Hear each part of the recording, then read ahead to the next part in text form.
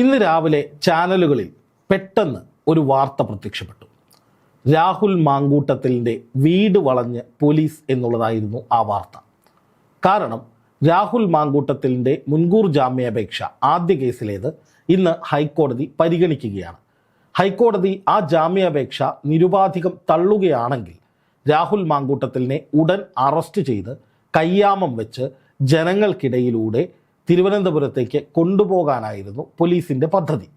ഇത്രയും നാൾ എന്തിനു വേണ്ടിയാണോ ശ്രമിച്ചത്, എന്താണോ നടക്കാതിരുന്നത്, അത് ഇന്ന് നടത്താൻ സാധിക്കും എന്ന ആത്മവിശ്വാസം പോലീസിനുണ്ടായിരുന്നു.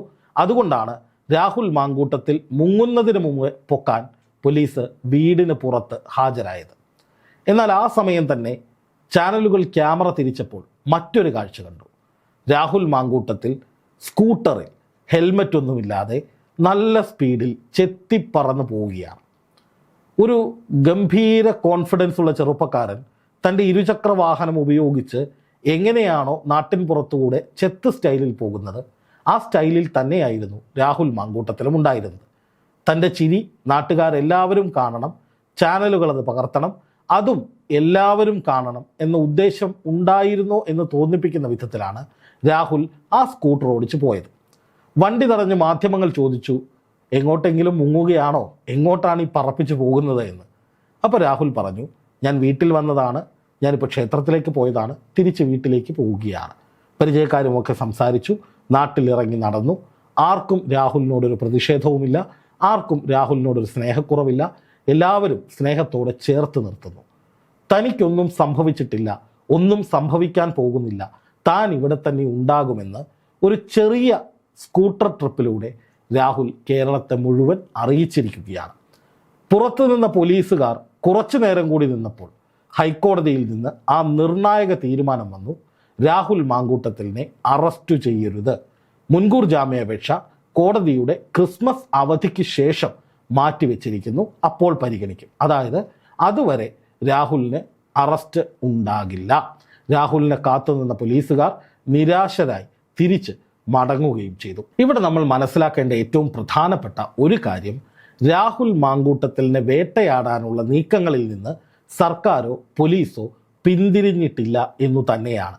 പക്ഷേ ബഹുമാനപ്പെട്ട കോടതി രാഹുൽ മാങ്കൂട്ടത്തിലിനൊപ്പമായതുകൊണ്ട് രാഹുലിനെ തൊടാൻ അവർക്ക് കഴിയുന്നില്ല. രണ്ടാമത്തെ കേസിൽ രാഹുലിനെ കുടുക്കാൻ നോക്കിയവർക്ക് ശക്തമായ തിരിച്ചടി തിരുവനന്തപുരം ജില്ലാ കോടതി നൽകി. ആ മജിസ്ട്രേറ്റ് തന്നെയാണ് ആദ്യത്തെ കേസിൽ രാഹുലിന് എതിരായി, അതായത് മുൻകൂർ ജാമ്യാപേക്ഷ തള്ളുന്ന നടപടി സ്വീകരിച്ചത് എന്നുള്ളത് കൊണ്ട് ആ കോടതി നടപടിയെ ഒരിക്കലും തെറ്റുപറയാൻ ആർക്കും സാധിക്കില്ല. ആ രണ്ടാമത്തെ കേസ് കോടതി പരിഗണിച്ചപ്പോൾ ഇതിൽ ബലാത്സംഗം നടന്നിട്ടുണ്ടോ, ഇതാണോ ബലാത്സംഗം എന്ന നിലയിൽ ഒരു സംശയം പോലും കോടതി ചോദിച്ചു എന്നാണ് മാധ്യമങ്ങൾ പറയുന്നത്. ആ രണ്ടാമത്തെ കേസിൽ തിരിച്ചടി കിട്ടിയത് മറച്ചുവെക്കാൻ സംസ്ഥാന സർക്കാർ ഹൈക്കോടതിയെ സമീപിച്ചു. ആ കേസിൽ സെഷൻസ് കോടതി നൽകിയ ജാമ്യം റദ്ദാക്കണം എന്നാണ് ഹൈക്കോടതിയിൽ നൽകിയ ഹർജിയിൽ സർക്കാർ ആവശ്യപ്പെടുന്നത്. ആ വിഷയത്തിൽ രാഹുലിന് ഹൈക്കോടതി നോട്ടീസ് അയച്ചിട്ടുണ്ട്. അതല്ലാതെ മറ്റൊരു തീരുമാനവും ഹൈക്കോടതി എടുത്തിട്ടില്ല. അതിൽ നിന്ന് നമ്മൾ മനസ്സിലാക്കേണ്ടത്, രാഹുൽ മാങ്കൂട്ടത്തിലിന് ഇനിയുള്ള കാലം സ്വതന്ത്രമായി നടക്കാൻ സാധിക്കും, പോലീസിനെ ഭയക്കേണ്ട എന്നു തന്നെയാണ്. അങ്ങനെ ഒരു സാഹചര്യത്തിലും ഇപ്പോൾ രാഹുലിനെതിരെ ഉയരുന്ന ഗുരുതരമായ ഒരു ആരോപണം, ഇപ്പോഴും രാഹുലിന് വലിയ തൊലിക്കെട്ടിയാണ്, നിനക്ക് നാണമില്ലേ, നീ ഒരു പെണ്ണുപിടിയനല്ലേ, പിന്നെ നിനക്ക് എങ്ങനെ ജനങ്ങളുടെ മുന്നിൽ തലയുയർത്തി നിൽക്കാൻ കഴിയുന്നു എന്നൊക്കെ ഇപ്പോഴും സോഷ്യൽ മീഡിയയിലൂടെയും അല്ലാതെയും ചോദിക്കുന്ന ആളുകളുണ്ട്. ഇപ്പോഴും CPM-ഉം BJP-യും രാഹുലിനെ ആ പെണ്ണ് കേസ് എന്ന് പറഞ്ഞുകൊണ്ട് വേട്ടയാടിക്കൊണ്ടിരിക്കുകയാണ്. നമ്മൾ നോക്കുക, രാഹുൽ മാങ്കൂട്ടത്തിൽ വിഷയം, രാഹുൽ മാങ്കൂട്ടത്തിൽ പെണ്ണുപിടിയനാണ് എന്ന ആരോപണം കേരളം തൊട്ടുപോലും നോക്കിയിട്ടില്ല എന്നുള്ളതാണ് ഈ തെരഞ്ഞെടുപ്പ് ഫലം സൂചിപ്പിക്കുന്നത്. രാഹുൽ മാങ്കൂട്ടത്തിൽ വിഷയം കേരള ജനത ഏറ്റെടുത്തിരുന്നുവെങ്കിൽ, മാധ്യമ അജണ്ടകൾക്ക് പിറകെ നിന്നിരുന്നുവെങ്കിൽ കോൺഗ്രസ് വിജയിക്കില്ലായിരുന്നു. കോൺഗ്രസ്സിന് വലിയ തിരിച്ചടി ഉണ്ടാകുമായിരുന്നു. പ്രത്യേകിച്ച് പാലക്കാട് ഉൾപ്പെടെ കോൺഗ്രസ് താഴേക്ക് പോകേണ്ടതായിരുന്നു. പക്ഷെ പാലക്കാട് സംഘപരിവാർ കോട്ടകൾ പോലും പിടിച്ചെടുത്ത് മിന്നുന്ന വിജയം കോൺഗ്രസ് നേടുകയും വലിയ തിരിച്ചുവരവ് ഉണ്ടാവുകയും ചെയ്തു. അതിനേക്കാൾ പ്രധാനപ്പെട്ട കാര്യം നോക്കുക, രാഹുൽ മാങ്കൂട്ടത്തിൽ അനുഗ്രഹാശിസുകളോടെ പറഞ്ഞുവിട്ട സ്ഥാനാർത്ഥികൾ ജയിച്ചു. അവർ രാഹുൽ മാങ്കൂട്ടത്തിലിന് ഓഫീസിൽ വന്ന് കണ്ടു, കെട്ടിപ്പിടിച്ചു, വികാരനിർഭരമായ കാഴ്ചകളാണ് അവിടെ ഉണ്ടായത്. അതിൻ്റെ അർത്ഥം എന്താണ്? രാഹുൽ മാങ്കൂട്ടത്തിൽ പുറത്തിറങ്ങി നടക്കുന്നത് തൊലിക്കട്ടി എന്നല്ല അതിനെ പറയേണ്ടത്. അത് കോൺഫിഡൻസ് ആണ്, ആത്മവിശ്വാസമാണ്. സകലരും വളഞ്ഞിട്ട് ആക്രമിക്കുമ്പോഴും ഒറ്റയ്ക്കൊരുത്തൻ അതിനെയെല്ലാം നേരിട്ടുകൊണ്ട് നിവർന്നു നിൽക്കുകയും സ്വന്തം നാട്ടിലൂടെ ചെത്ത് പയ്യന്മാർ സ്കൂട്ടർ ഓടിച്ച് സന്തോഷിച്ചു പോകുന്നത് പോലെ വളരെ ആത്മാർത്ഥമായി ആത്മവിശ്വാസത്തോടെ പോവുകയും ചെയ്യുമ്പോൾ ഇതൊന്നും അയാളുടെ ദേഹത്ത് സ്പർശിച്ചിട്ടില്ല എന്നു തന്നെ വേണം കരുതാൻ. രാഹുൽ പരിപൂർണമായി ക്ലീനാണ്, രാഹുലിന് ഒരു കുഴപ്പവുമില്ല, 100% എല്ലാം തികഞ്ഞ യുവാവാണ് എന്ന അഭിപ്രായമൊന്നും എനിക്കില്ല. ഞാൻ സംസാരിക്കുന്നത് ഈ കേസുമായി ബന്ധപ്പെട്ട് മാത്രമാണ്.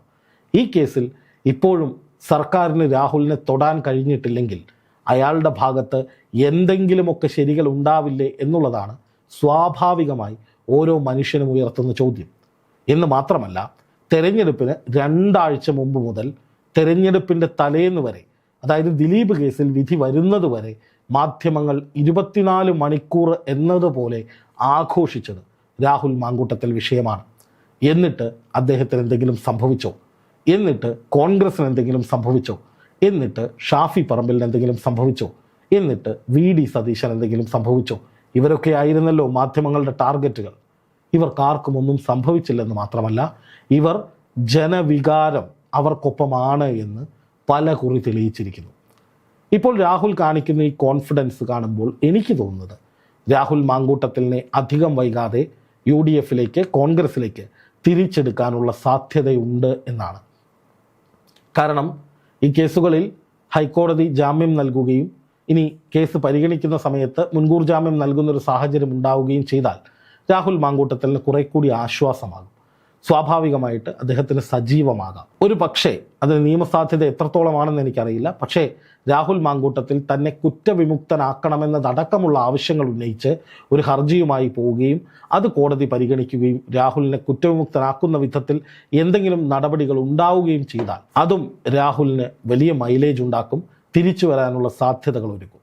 നെഞ്ചിൽ കൈവച്ച് ഓരോ കോൺഗ്രസ് പ്രവർത്തകനും കോൺഗ്രസ് അനുഭാവിയും നിഷ്പക്ഷരായ മനുഷ്യരും ചിന്തിച്ചു നോക്കൂ.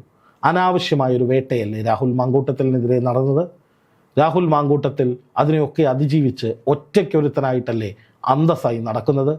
രാഹുൽ മാങ്കൂട്ടത്തിൽ അത്രയും വലിയ കുറ്റക്കാരനായിരുന്നുവെങ്കിൽ കോടതി നേരത്തെ തന്നെ അദ്ദേഹത്തെ ശിക്ഷിക്കില്ലായിരുന്നു. ദിലീപ് കേസിൽ എന്താണ് സംഭവിച്ചതെന്ന് നമുക്കറിയാം.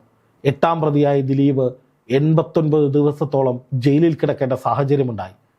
അവിടെ കോടതികൾ ദിലീപിനെതിരായിട്ടാണ് നിലപാട് സ്വീകരിച്ചത്. പക്ഷേ ഇവിടെ രാഹുൽ മാങ്കൂട്ടത്തിൻ്റെ മുൻകൂർ ജാമ്യാപേക്ഷ പരിഗണിക്കുമ്പോൾ തന്നെ അയാൾ പറയുന്നതിലും എന്തൊക്കെയോ കാര്യമില്ലേ എന്ന മട്ടിൽ തന്നെയാണ് കോടതി ഇടപെട്ടത് എന്നാണ് വാർത്തകൾ കാണുമ്പോൾ മനസ്സിലാകുന്നത്. അതുകൊണ്ട് തന്നെ രാഹുൽ മാങ്കൂട്ടത്തിൽ വിഷയത്തിൽ ഇനി മാധ്യമ വിചാരണകളും മാധ്യമ കോടതികളും പ്രവർത്തിക്കരുത് എന്നാണ് എനിക്ക് പറയാനുള്ളത്. ആ ചെറുപ്പക്കാരൻ നിയമപരമായാണ് അതിനെ നേരിടുന്നത്. തൻ്റെ നിയമ പോരാട്ടം വരാനിരിക്കുന്നു എന്നും രാഹുൽ മാങ്കൂട്ടത്തിൽ ഉച്ചത്തിൽ പറയുന്നുണ്ടായിരുന്നു. മാധ്യമങ്ങൾ ഇനിയും രാഹുലിൻ്റെ പുറകെ പോയാൽ, ഇനിയും രാഹുലിനെ വേട്ടയാടാൻ തീരുമാനിച്ചാൽ ഊതി ചായ കുടിച്ച് മുന്നിലിരുത്തി ആക്കി വിട്ടതുപോലുള്ള പലതും രാഹുലിൻ്റെ ഭാഗത്ത് നിന്ന് പ്രതീക്ഷിക്കാം. ഇതൊന്നും തൊലിക്കെട്ടി കൊണ്ടോ ഉളുപ്പില്ലായ്മ കൊണ്ടോ അല്ല, മറിച്ച് അസാധ്യമായ കോൺഫിഡൻസ് കൊണ്ടാണ്.